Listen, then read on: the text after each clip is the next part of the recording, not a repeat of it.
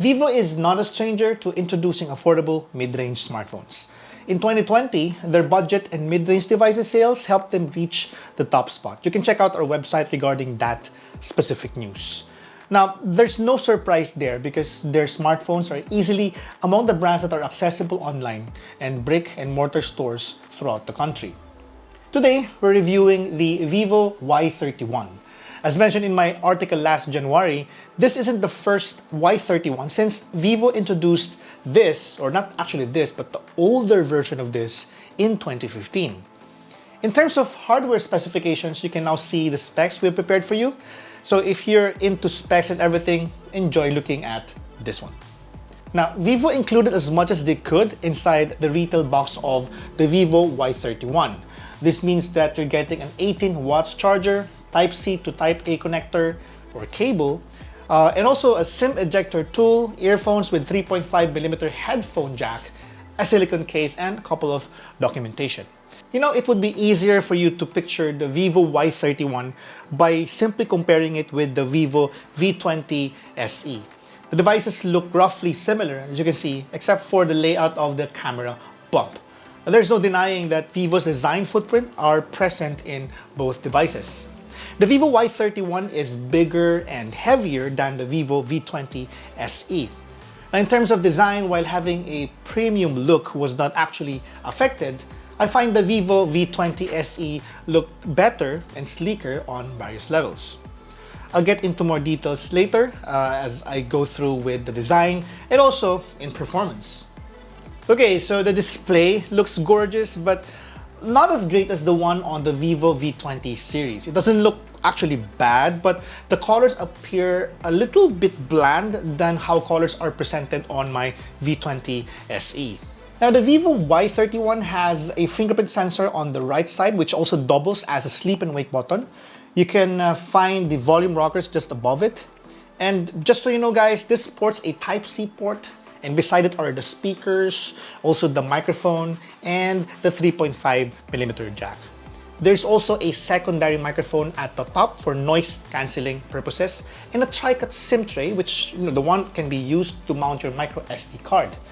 And everything you need is on this phone, and Vivo tried everything they could to not compromise the features that users would normally want to have on their smartphone.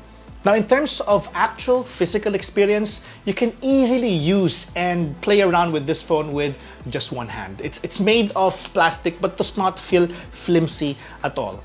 It doesn't flex even with significant force, and the inclusion of a silicone case gives a sense of security of taking this wherever you go. But there is no IP rating though, so if you're going to bring this out, be sure lang na meron kang bit-bit na payong so that it doesn't get wet, and get damaged eventually. So be sure to bring an umbrella. I experienced that before and it's not a good thing.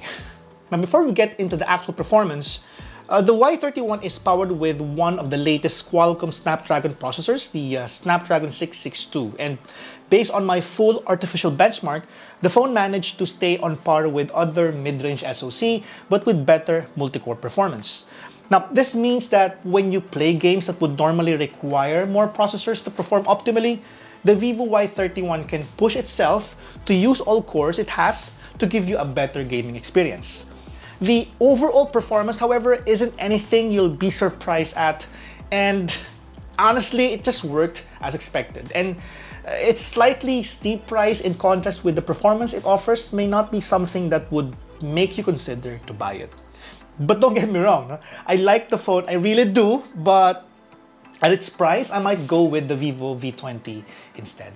Perhaps my biggest issue with the Y31 is how slow the user interface is. I may be used to phones with more than 60 Hz panel, but I noticed 100 to 300 millisecond approximate delay when turning the screen on, or around 500 millisecond when using the camera. It takes time, a lot of time. I don't know. It doesn't feel so snappy. It's probably just because of the UI, which they can eventually improve later on. This, however, if I may tell you, is not in any way a deal breaker because The experience would be smooth once you pop an app or a game open. Now, the Y31 is also pre-installed with 8 gigs of RAM, which is the sweet spot of low mid-range smartphones. There is, however, no way for me to see the current usage of RAM, so please bear with me. I would love it, guys, if you can tell me how you manage to do it, but I tried to spam my browser with more than 25 tabs and the phone didn't seem to slow down, just so you know. Now, if you want a more empirical way of seeing this, here's a full breakdown of our PC Mark Work 2.0 performance benchmark. The score is decent and matches my experience. Now, here's where this smartphone really shines. The Y31 is packed with a 48 AI camera, which takes photos with impressive quality and detail. Now, as you can see in the photos right now, in the sample photos, I zoomed into specific portion of it to see how good the quality is. Now, if there's really anything that would make me buy or consider you guys to buy this phone, it is how good its rear cameras take photos. Now, in terms of selfie photos are impressive, thanks to its 16 megapixel wide lens with f2.0 aperture. Colors, I believe, in my opinion, are sharp and also are on point, as expected from vivo. They're actually known for making phones with really good selfie cameras. Now, lastly, the Y31 is installed with a 5,000 milliampere battery, which is enough to let you use the device for more than half a day. Now, I was not able actually to benchmark this properly with my usual PC Mark battery benchmark because it failed twice. So what I did is I just did a usual video loop and it managed to stay up for 13.42 hours until its battery dropped to 20%. Now, let's move to the verdict. The vivo Y31 is undoubtedly a good phone, but it is definitely not the best from vivo. At one point, I thought that this phone is being introduced as a filler product between 10,000 and 15,000 price point. If I'm going to base everything on my raw and gaming performance, it's hard to recommend the vivo Y31, especially with its 12,999 price point. However, it's a great camera smartphone, and that alone diminishes the looming shadow of its steep price.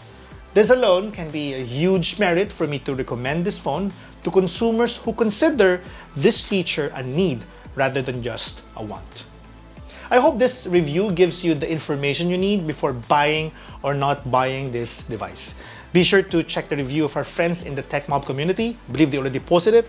It'll be interesting to know how they find this device based on their respective opinions. Now, if you like this video, please consider dropping a like. And I would love it if you can subscribe to our channel for more videos like this.